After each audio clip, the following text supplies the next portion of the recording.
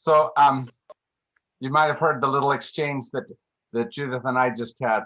The end chapter, I didn't like much. Neither did she. Anybody else have that feeling? The coda, called Big chapter? Heart. There were things I liked about it. I think there were things that were good about it, but I'd rather spend most of our time on chapter 9, if that's okay. Fine with me. That's the chapter about, it's called One-Winged Love. And in it, it talked about love. One of my favorite lines was, love will have to do. And in the midst of life, which doesn't always give us simple choices, I think that's not a bad fallback position, right? That if I can sit in a space where I remember and go back to love, it can help. The problem is that we start off like she did, searching for the Holy Grail. We do a lot of that, don't we? Searching for what can fix everything, for what's the holy of holies, and the what will change everything. And she says, all along it turns out there was only the imperfect love of a few trusted persons, and that in troubled times most people bring out their best selves, which in my mind is another form of love, right? That in those troubled times we care about each other. No ultimate answer, she goes on, only blessings of friendship and service, silence and music, the beauty of the seasons in the sky, creation in art and in life's phases, birth, death, new life. Love will have to do. Tell me where in your life you've felt love. Tell me one place. That ought to be easy, PJ.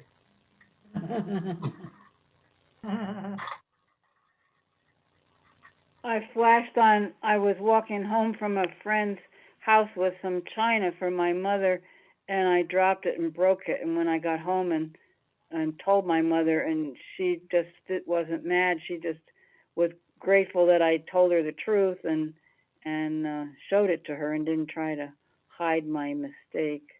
Yeah. That was loving. Yeah, absolutely.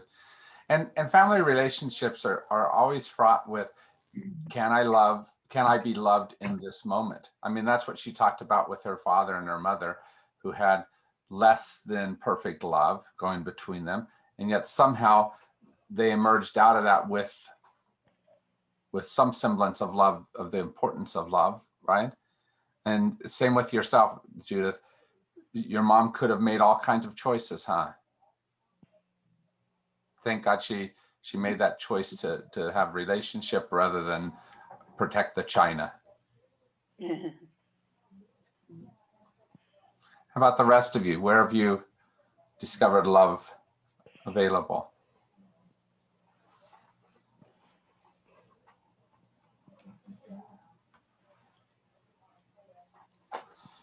Go ahead, Diane. I think when my dad was appalled by some choices that I made for my life, and in particular, one of those that he didn't know whether he could support at all. But he considered, and I think made his judgment based on the fact that our relationship was more important than the different approach that we were taking to our lives. And it was a real, there's a real come to Jesus moment for him, and he came to it. Yeah. You know, the difficult thing about that, Diane, is you know, we look at that person in front of us and we say we love them, but do we trust them in that moment? Mm-hmm. And that's what your father had to figure out, because trust is an extension of love. Yeah. Do I love you enough to allow you the freedom to make the mistake that it looks like you're making? Mm-hmm. Yeah.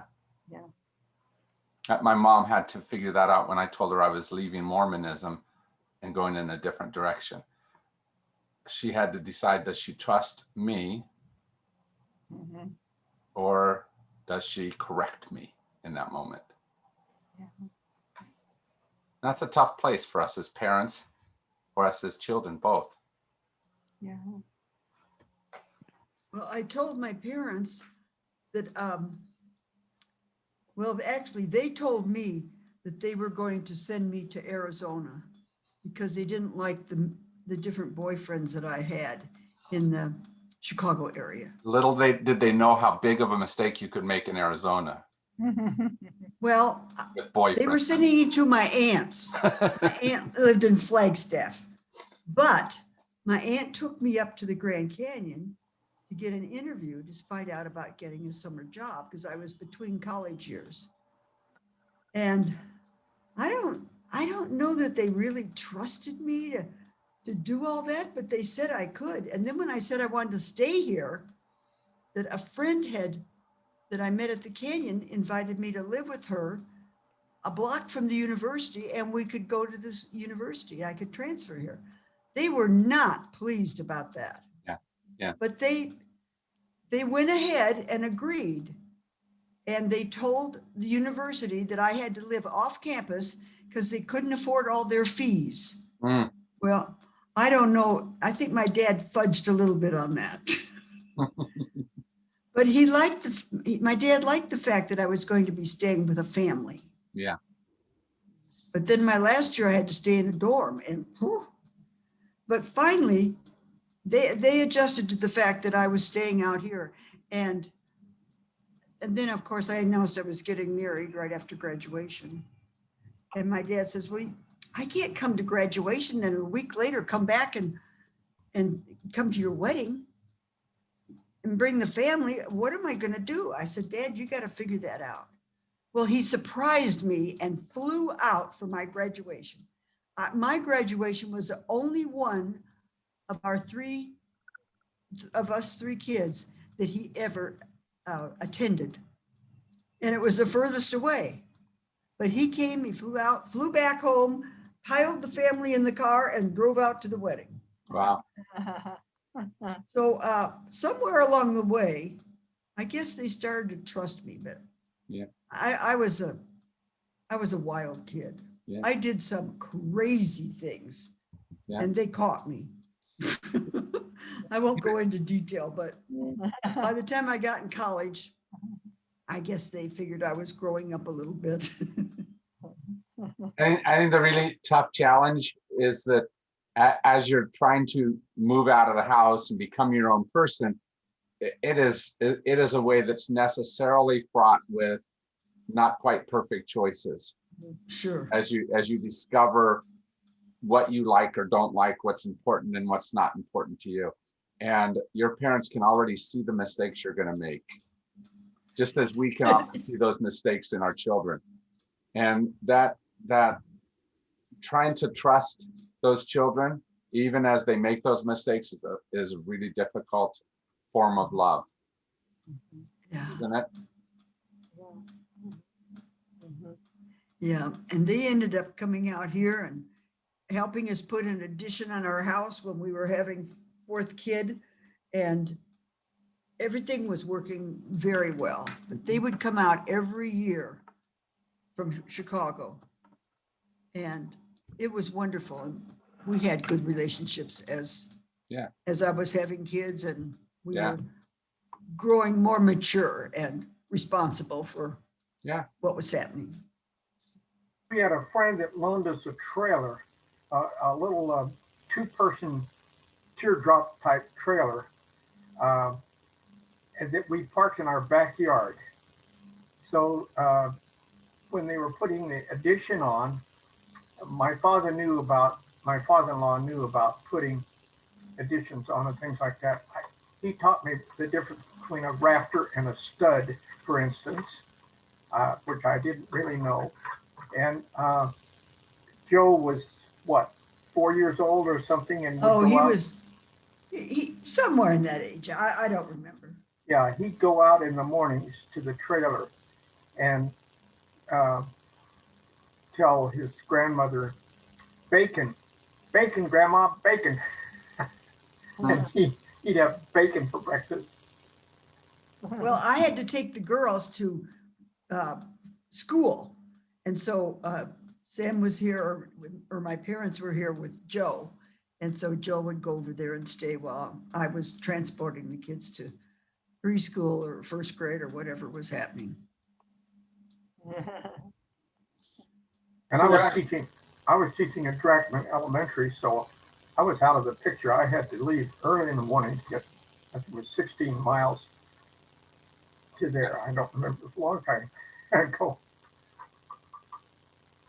Who else has a story of where you had to discover love and how to love differently?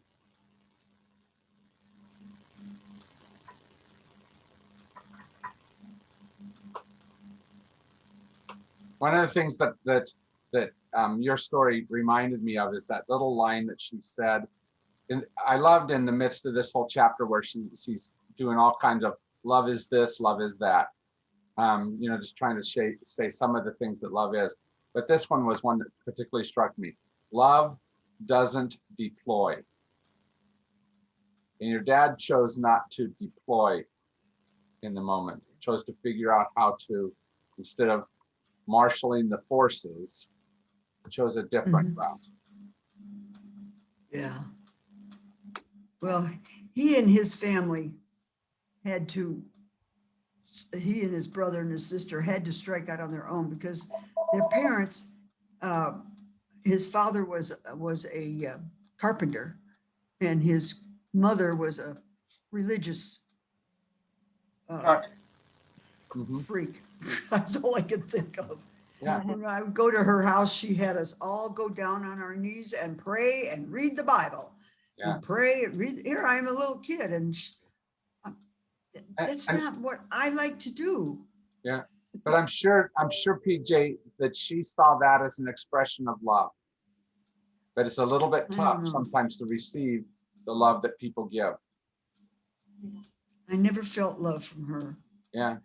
And she was the only grandmother I really had. Yeah. Yeah. The others lived far, far away. I never really had a grandmother.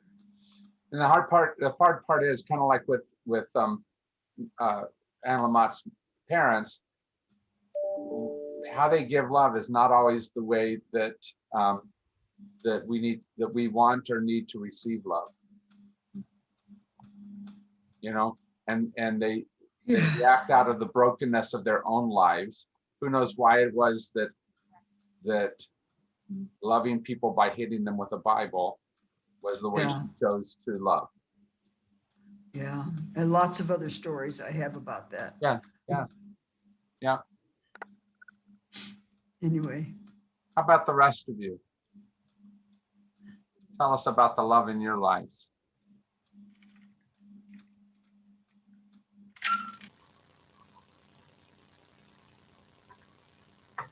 Judy, you're muted, but it sounds very wise.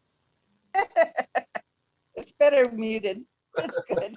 I've probably told this story to this group more than once, but I had an aunt who was not my biological aunt. She was married to my mother's oldest brother, and they lived a few miles away. It was a different suburb of Chicago, but we moved to Arizona when I was 9. So before I was 9, she had teenagers by the time I was aware of who she was. And she took the time to teach me how to knit and how to crochet and some drawing skills and things like that. Her whole family turned out to be artistic. All her kids were. And she would write us letters and send them through the mail. So my brother and I would get stories written about ourselves. And so talk about being spoiled. It was amazing. Just, never knew when you were going to get something in the mail that was lovely and had a picture attached. And I still have those stashed away. That's nice. But I don't know how she took time out of her schedule with teenagers to pay attention to a less than 9-year-old. She died shortly after we moved to Arizona. And I never got to ask her those things. Yeah. So I regret. I think one of the nice things about the way life is formulated, right? That we're in these little pods called families, is that it means that I don't have to love everybody, right? I can figure out how to just focus in on my pod in some way or another. And it sounds like that's what she did in the midst of whatever busyness she had. She chose to focus in on part of her pod.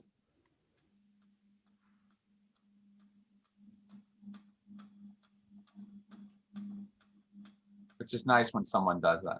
But I don't know about you, people do it in very different ways. My two grandmothers were very, very different. My one grandmother was much like what you just described, Judy. She would do lots of nice little things. She would actually wrap her Christmas presents when she sent them to us. My other grandmother did not. They were all in one big box, one big jumble of stuff, right? Granny Mae, who was my Arizona grandmother, had other things on her mind, other things of importance than the frivolities of giving presents. So it was in many ways a pricklier love, not a bad love, but a pricklier love. But one of my best memories of when I was loved comes from my Granny Mae. I was 14 years old and I was growing my hair out for the first time. And Granny Mae lived in rural Arizona, and you don't grow your hair out in rural Arizona, right? So she was bringing me over to Uncle John to cut my hair. And as he was starting, she noticed my face, my expressions, and she said, "John, we're not going to do this." She knew it was right to cut my hair from her point of view, but somehow she knew it was more right to let her grandson do something that she didn't agree with.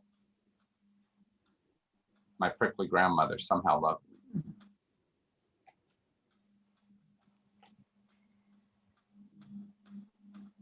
That's interesting about the haircut. Mhm. Huh.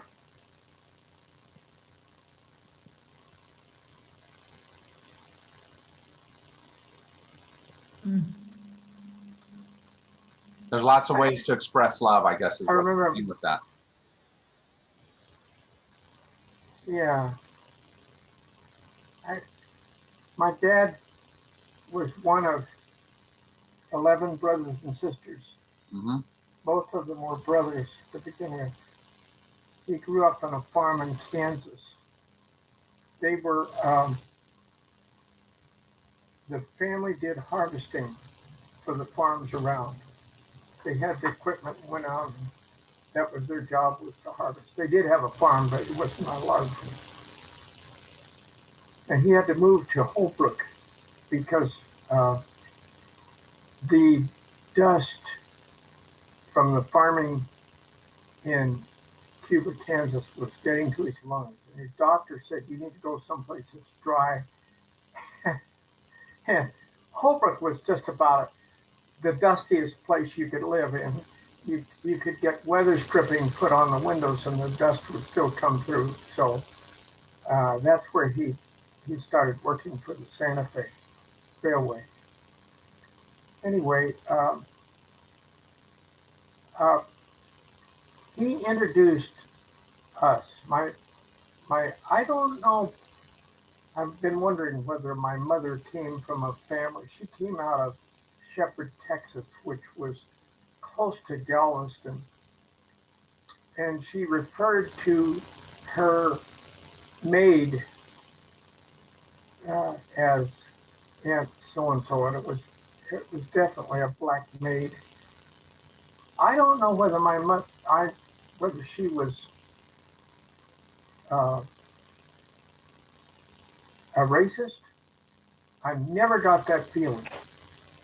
But thinking back now, Phyllis, I see her nodding her head. I'm thinking back now, she may have been, but she certainly didn't try to teach me to be that. We were growing up with Hopi Indians around us, We Mhm. had I had a cousin that my aunt married a Pawnee Indian, and their children were half Pawnee and half um, Anglo.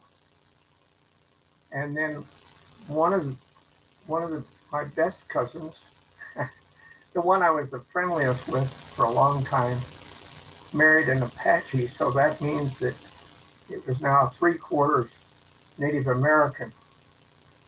And Ned was on Iwo Jima.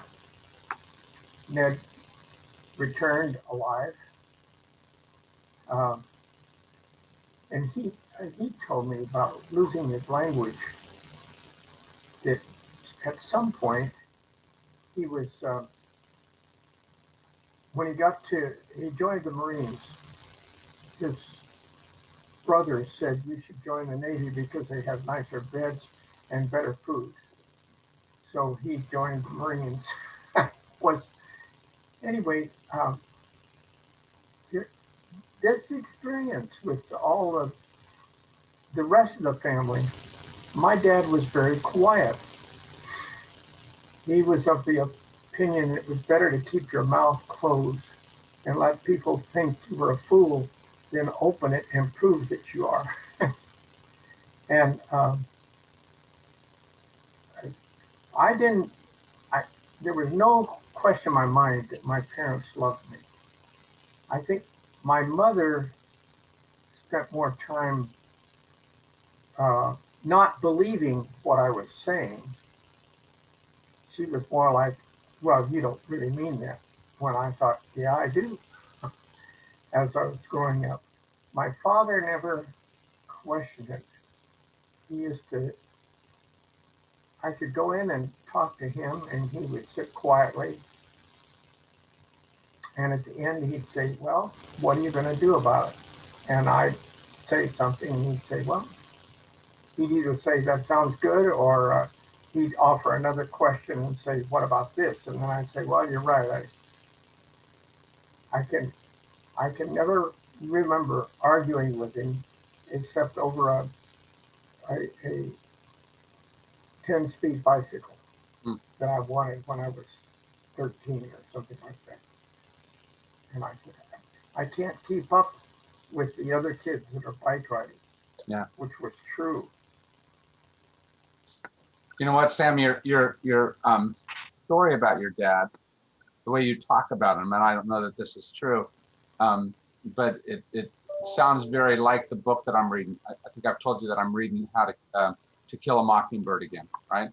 And Atticus Finch and his relationship to his two kids feels somewhat like what you said, which means that some of the people around them don't think that Atticus is doing an adequate job parenting, right? That somehow it's Yeah. faulty. Yeah. And the hard part is that they're probably right in that when you make a certain set of choices, it means you don't choose some other things, which also could be good parenting. But as a parent, you can't maximize every good value, right? You have to choose some values over another. So as you love, you have to choose how you're going to love, which means that almost by definition, your love is going to be flawed in some ways. So what do you do with all those flaws that your parents give to you? Because they also give you all the good things they have, but in the midst of it, they make other choices. What kind of corrections to their love did you have to figure out how to make?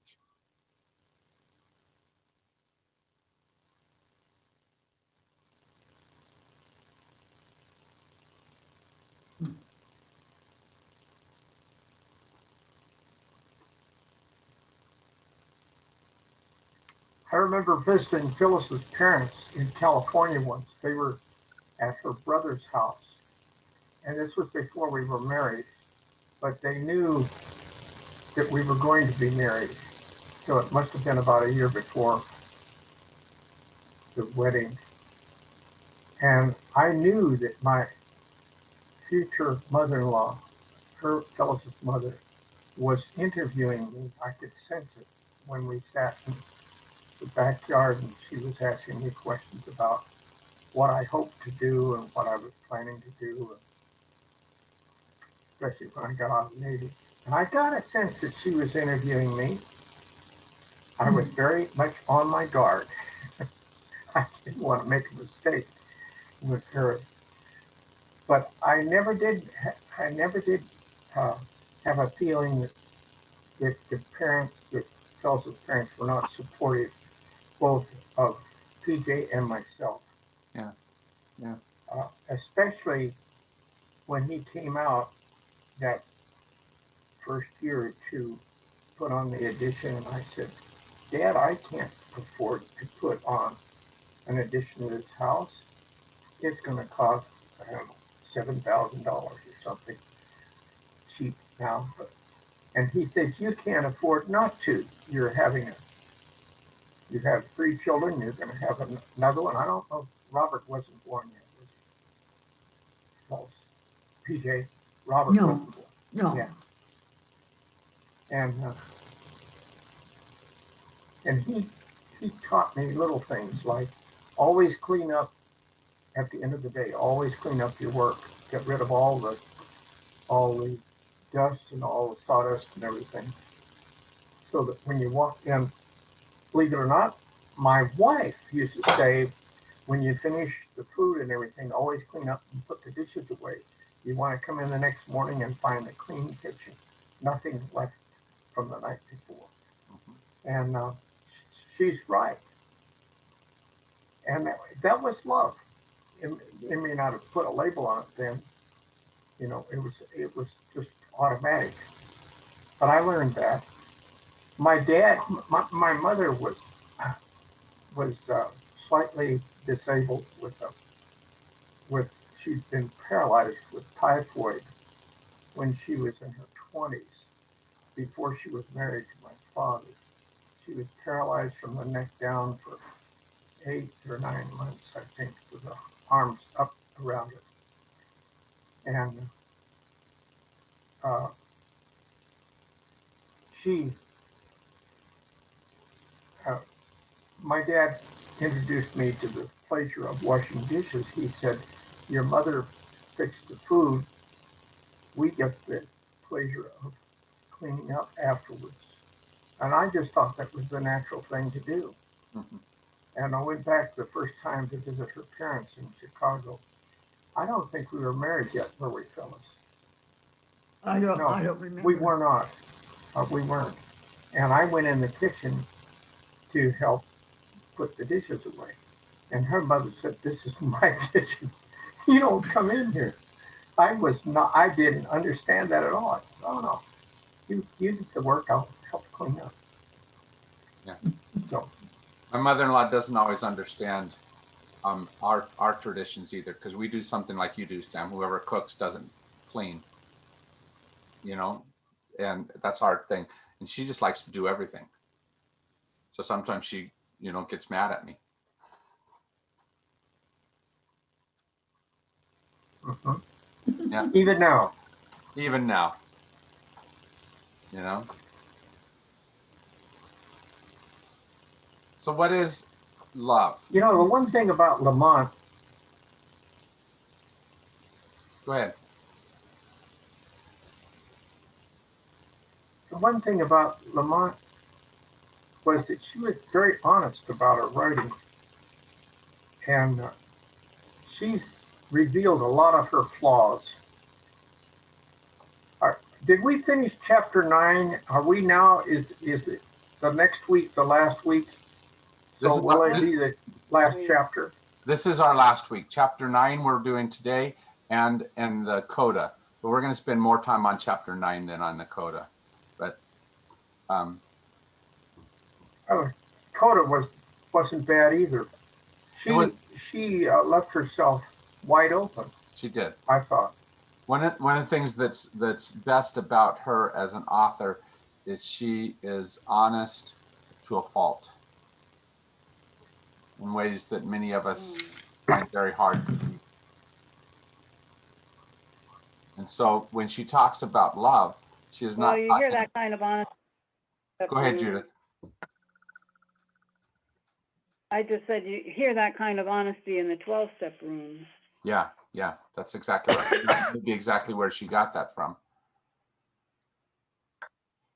And Yes. and she uses that honesty to be able to say, love is not just the simple and the easy things we wish it was. It is a much more complicated dynamic. And some people write about love. I think by her honesty, Go ahead. I think by her honesty, she invites us to be honest with our darker sides that we'd rather not talk about or admit. Yeah, yeah. Good point, Diane. Yeah. Because that line that I quoted earlier, love doesn't deploy, mine does sometimes. All right. And I think that's a fair thing to be able to call me into question and say, is that really love then? If you're deploying in that moment. And she makes me have to figure that out. I forgot to wear my hat. Oh, there you go. You wanted the colors. I thought, well, I ought to wear this. A few weeks ago, Judy and I got to spend a marvelous moment together, an evening together. I hope I'm not telling secrets, Judy. We got to have a wedding. Holly and Liam, a wedding. Holly and Liam got married, and I got to do the officiating. Oh. And I looked at them both, and I said, "Can I tell you the truth? Not, one or another of you is not going to be perfect in this marriage." Of course, everyone laughs because we know we're not perfect, right? But the reality is that we often act in our relationships, whether it's marriage or whether it's parenthood or friendship or whatever. We often want that other person to be perfect, don't we? And best. Yeah, Phyllis, you should have worn your T-shirt. Yeah. Phyllis has a T-shirt that says, "Not only am I perfect, I'm Swedish." Yeah.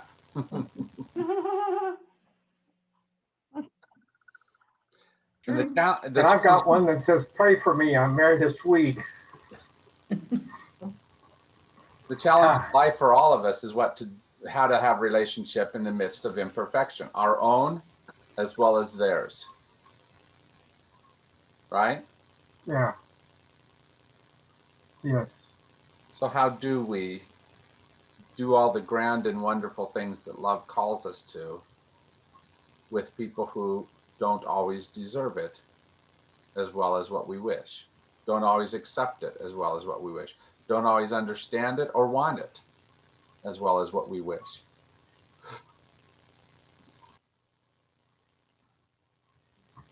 How do we love? I think we've got to look in the mirror. As you look through the chapter, like I said, it had a whole bunch of love does this, love is this. Which ones rang true for you? Yeah.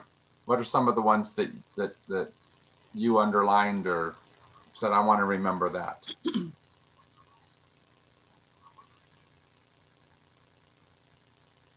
Can you remember that, Phyllis? No. Well, he made me read 3 chapters in the last 2 days, and now. Yeah, it's a whole bunch I of can't remember stuff, who isn't said it? what. It was almost all good. Yeah. How about the rest of you? What were the ones that hit you?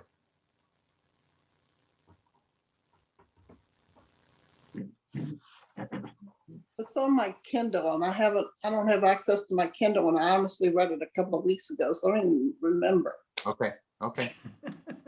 So maybe you have to read us some, Jim. I will. Listen to some of these. Love is the Yes, that gentle, would if help. sometimes amused warmth for annoying and deeply disappointing people, especially ourselves. Love is not packed for individual sale. Love can bring people out of isolation, get them to take off the Halloween masks they wear. Love can be very sad. Mhm. Love meant hospitality. Love plops, and love also flies. Love is the gas station and the fuel and the air and the water. Love will win. It always does, at least in the long term. We are all loved out of all sense of proportion. Love reveals the beauty of sketchy people like us to ourselves. Love holds up a sacred mirror. Love builds rickety greenhouses for our wilder seeds to grow. Love can be reckless or meek, or meek as my dog, or carry a briefcase. Love lumbers like an elephant. It naps on top of your chest like a cat. Love is being with a person wherever they are, however they are acting. Love makes us real as life slowly sews us our human shirts. Love persists like water wearing through a boulder in the river. Hmm. Any of those resonate with your soul? I think the only people, the people that I've loved in my life are people that you do take off your Halloween mask for. They're people that I've been through, I've been through the trenches with. You know, it's people that have shared, we've shared our struggles, we've been through the hardest points together in our lives. Like my best friend, I went through some really tough times with her, and with my health problems, she's always was here. She was with me in the hospital. You know, she'd take me to the emergency room stuff all the time, or be with me in the hospital and stuff whenever I had to go there. And it's like we knew each other's.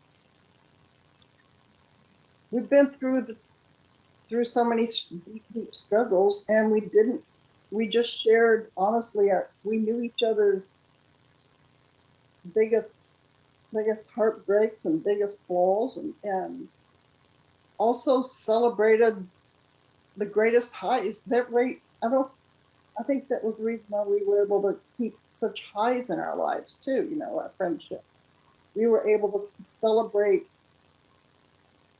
things that went really, really well together too. So it's like we've just, you don't have a facade.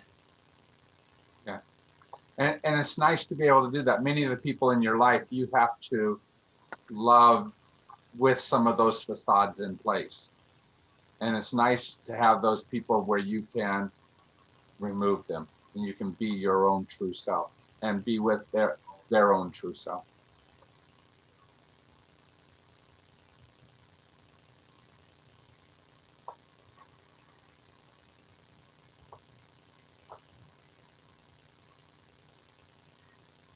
You know, you don't have to express it. You don't have to express it verbally. We have friends that we can just sit under a tree someplace and we don't even have to talk. And we know that we're loved. We know that they know we love them. Yeah. You know, the hard part though, Sam, is when you get into a space where you have to decide how do you put different ideas together. You know, like when we went up to Oregon, our friends Andy and Karen, whom we love tremendously, they are amazing people, and they felt like they had to entertain us. Joni and I long ago learned that we don't necessarily need to be entertained most of the time. That you know, but how do you know, if somebody has one idea of what has to happen and you have a different idea, how do you in the midst of that loving relationship, come together and decide. Right? How do you find that space of just sitting under the tree together? Or going on that adventure together, or whatever it happens to be. There's lots of ways that love can play out. Right?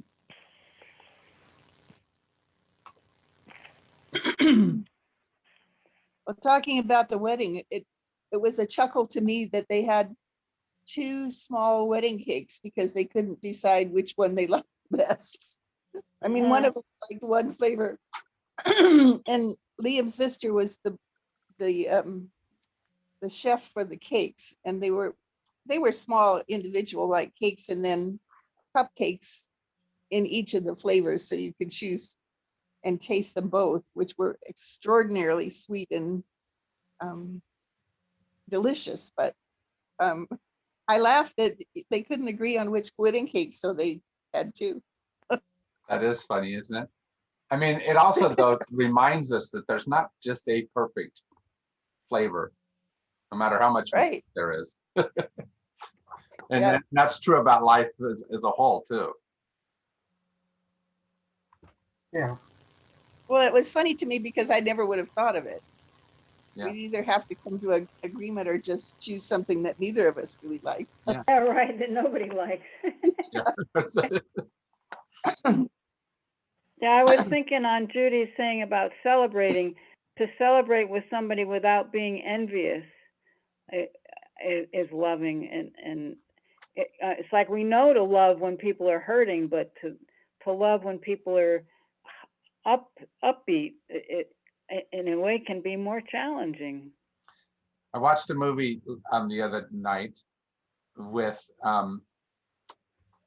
Jimmy Smits, who plays the father of this very successful young lady who's going through the, how do I continue school? How do I, all these different things. And something happens where she comes in and said, this went on. And he looks at her and said, it's amazing for me to stand in this moment because this is the place where you are better than me. And isn't that a great thing for a father to be able to say, or a mother, or for any of us to look into somebody else's life, that in this thing you are better than me, and I honor that. That's a space of love, isn't it? Instead of that competition that we often get into. Oh my goodness, yes.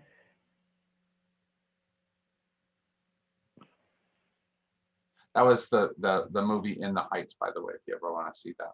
Oh yes, we're gonna see that. Yeah, good movie. There we go. That struck a chord. On our anniversary, everything was quiet, and I said, what would you like to do? And Phyllis says, let's go to a movie. And so we went to see In the Heights at Park Place Mall, AMC, whatever. And I was surprised. Number one, they only had 2 showings, one at like 8:30 in the morning and the other one at 5:20 in the evening. So we signed for 5:20 in the evening, got in there, and I got our equipment so that we could get the captioning, and everything worked. So we sat in these great chairs, and the captioning came down for us, and we could hear everything. And I looked around, and we were the only people in the theater. And it turns out there were 6, I think, up in the very back row, very quiet, sitting there. And I thought, for a movie that's supposed to be a hit, this is a flop. There's nobody coming. And nobody did come. Yeah. And we got home, and I looked it up to see what was wrong with this movie. And I thought maybe it was because of the rap and the hip hop. It was our first experience. We have not seen Hamilton. And I know Hamilton is all rap and hip hop. And it was a hit. It also was in past tense, back in the days when they could do things because, after all, it was back in Hamilton's time. But this is today's time. And it turns out that there was a term I had never heard before, which is called the person with the paper bag face. They're neither black nor white. They're paper bag colored, Latino. And the complaint is from the lack of attendance is that the people did not like the fact that there were no blacks in the Heights, which is not true. There are a lot of blacks in the Heights, apparently. I've never been there. I don't know. Well, the the guy Dominican Republic, that did one Hamilton. of the countries that the main character comes from, he that country is almost all black, and so for him to be a light-skinned person, Yeah. Yeah. Yeah, there was one evident black person that had a part in it. The rest of them were all Latino. I think I saw a couple of angles, I'm not sure. But it never occurred to me, and except at the end, I was thinking, well, that's funny. There was only one black person in there, but it didn't even dawn on me that that would be a reason for people to be upset. you know, And it's also streaming on, TV. So it's like, I'm not going to see it in a theater because I can stream it. That's right. Yeah. but what you I bring didn't up, mind that rapping at all. what you bring up though, Sam, is a very important issue.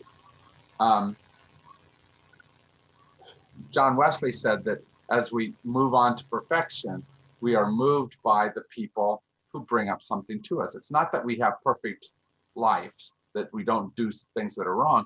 It's that when someone says, hey, I didn't like this about you, I let it change me. I let it move me. I let it have an effect on me. And I liked Lin-Manuel Miranda's response to this. It wasn't, hey, no, wait, we're right. He said, I hear you.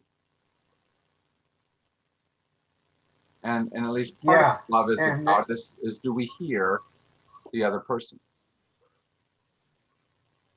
And the lady that was doing the interviewing of him, who was black, said he avoided the comment. He kept saying, that would be an interesting discussion, or something like that. But he wouldn't get into it right then, which was probably smart of him. So at least part of the question that all brings up. Friend. Oh, go ahead. No, it's all right. At least part of what that brings up is, what do we do in the now, right here, right where we're at? Because I don't know about you, but I'm pretty sure I'm going to face up with some people that will challenge my ability to love a bit. They might be people that I already love really well, and they're asking me something more. They might be people that I don't love very well at all, and yet I hear that imperative to love even our enemy, right? As you try to love in your life, how did this book give you insights to be able to help you in those spaces?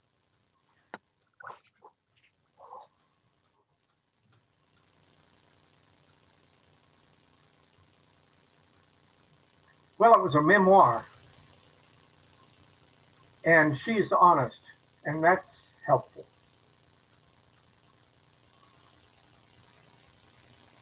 She wasn't afraid to talk about herself. She was not. And all the things that we would qualify as being not a good thing to do. She did it. She'd been there.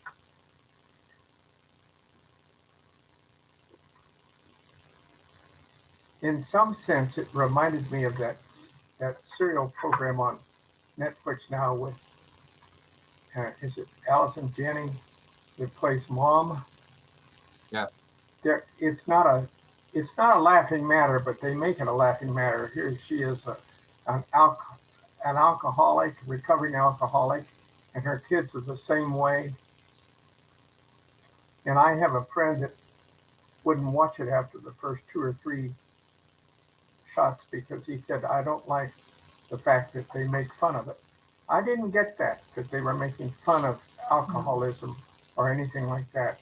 It's true that they didn't put a sign up at the end of the program each time that said, if you're having difficulty with alcoholism and you think you know, please call this number. They didn't have anything like that. But after a while, the humor began to drift away from me. But I think you're right that that was a good thing of saying, how do we have love in the midst of real difficulties? Because both mother and daughter, as the show started, were Yeah. very poor lovers of each other or of themselves, Mm-hmm. right? But yet they Yeah. were both trying to figure out ways to improve their love, their ability to love. It reminds me of the one quote from the last Dakota chapter that said, "What holds you when you and your family are walking toward extinction? Only very small things. You hold hands, you tell one another stories, you whisper words of love." And I think that's what they were discovering was how to do that type of small work. Yeah. So That whole salmon fell us together. So I want to go to that last chapter, which We was hold hands in the parking lot. good. I want to go to that last chapter for just a little bit. We have about 10 minutes left. And I didn't like the chapter, or I shouldn't say that. I didn't like the placement of the chapter. I would have rather ended with the last chapter. And so I had to keep asking myself, why did you put this here? Because I think she was trying to say, where's your brokenness right now? In the midst of all this stuff, in the midst of all these things we've been talking about, in the midst of whatever this last year has done to you, and how are you getting through it? And there were two things that I think she said that were really important. She looked at the otters, and she said, during storms, Yeah. other otters swim upwind so they can nurse their pups on the leisurely trip back. I too have always been fed. In the midst of the brokenness of this last year that we've gone through, in the midst of whatever it is that's not right about the world, how are you being fed still? What are some of the things that are helping you to remember love and remember to keep trying on this love? What's helped you?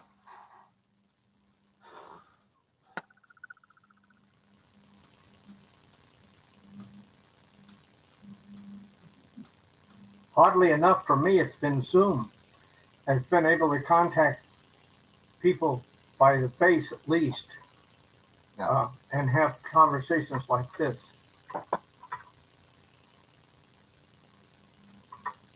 How about the rest of you?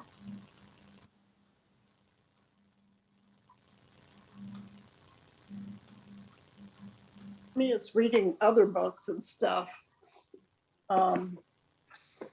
There's a word I came across in one of the books I was reading recently. The word is Ubuntu. I like Ubuntu.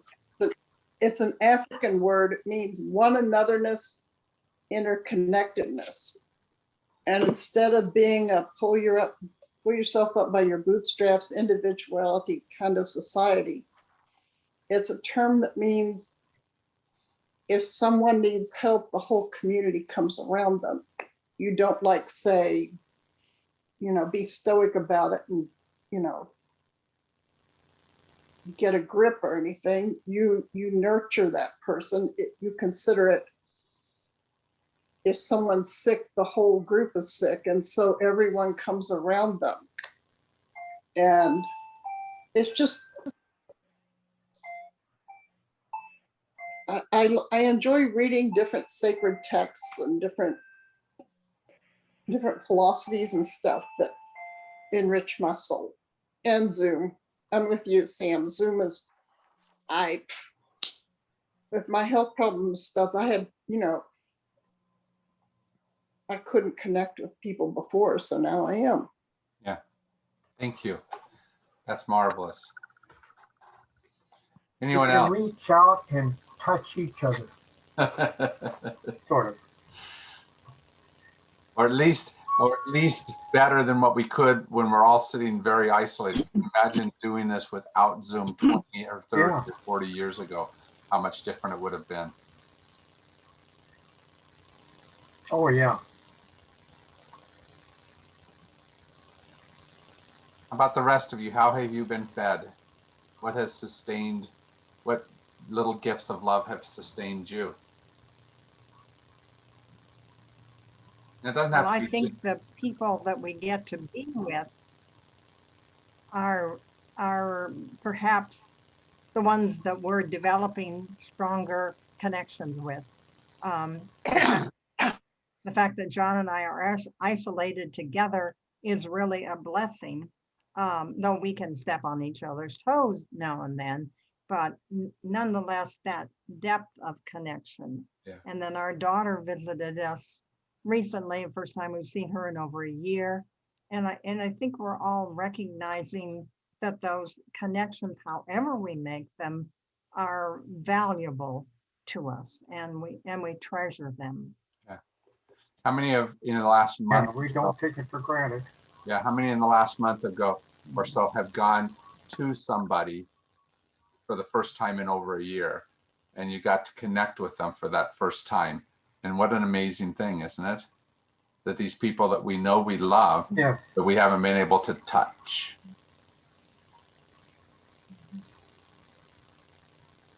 And Diane, thank you for reminding about those people who you were stuck in isolation with. And sometimes it felt like that, you know, because you're on top of each other too much. But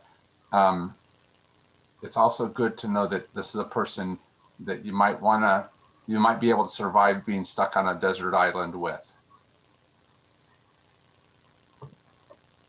Right? Yeah.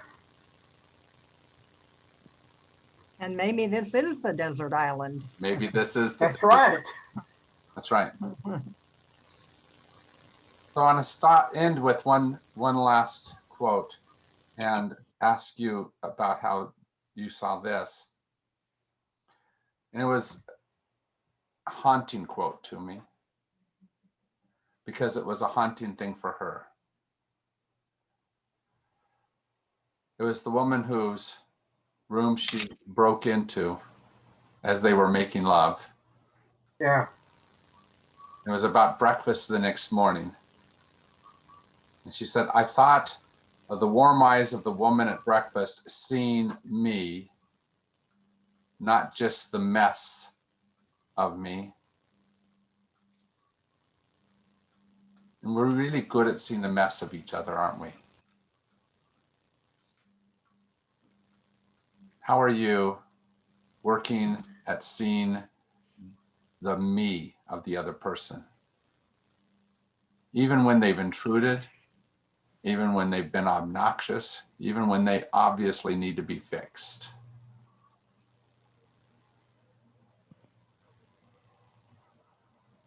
That's the question that continues to haunt me. As I look at all this that she's done, much of it was her being invaded by someone and being changed by, much of this book was about her being changed by life and God so that she began to see them differently. How do we become that woman who somehow looked at her and with her eyes told a different story?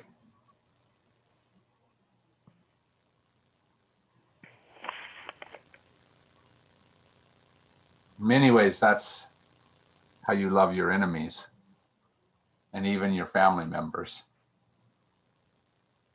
By saying, I choose to love you even now.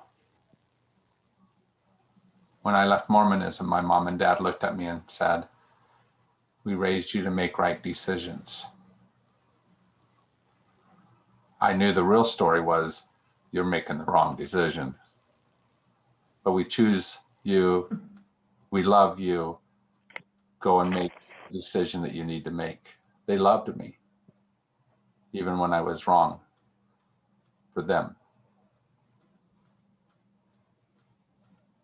who needs you to love them today?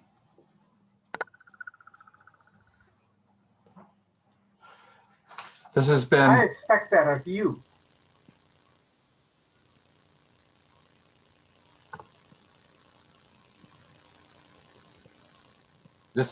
a marvelous class. Thank you for the discussion. It was because of your input. It was so rich. Thank you for the time together.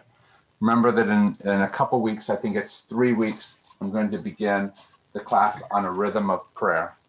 If you still need a copy of the book, I've got a couple sitting here in my office if you would like to be part of that discussion with us. All right. Any last words?